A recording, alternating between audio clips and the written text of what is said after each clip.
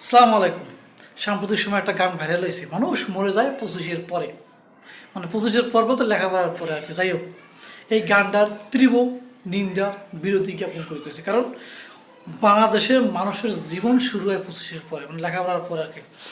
কারণ তখন লেখাপড়ার পরে এক সুধীর বই লাগে দেখা হইবে, ফার্স্টে কই বাবা তোমার সিভিটা দাও, না না সরি, লেখাপড়ার অবস্থায় এক সালার ভিতর লাগে দেখা হইবে, তুই খালি 5টা কর, চাকরি দিবে তোর এই চাচা খালু বাপ। যাই হোক, এক শালাগুলোকে দেখা হইবে, চাকরির পর এক সুধীর বিল্লাকে দেখা হইবে, বলবে তোমার সিভিটা দিয়েও দেখি কী করা যায়। শালা জীবনে বারোটাও করে না, করবেও না।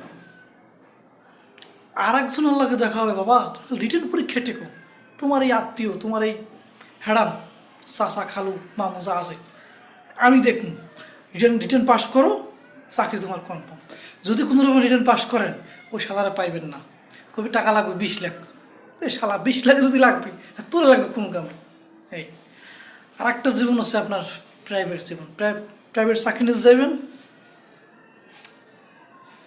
বিভিন্ন স্কিল আপনার জানা লাগবে, এক্সেল, ইংরেজি, ওয়ার্ড শর্ট, আসা মাথা তো আছেই।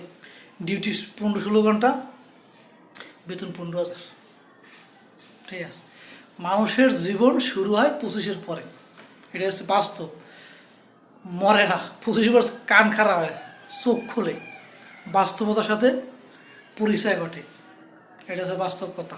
25-এর পর মরে না, 25-এর পরে জিয়াতা হয়, আগে ঘুমাইছিল, বুঝতে পারে না জীবনকে।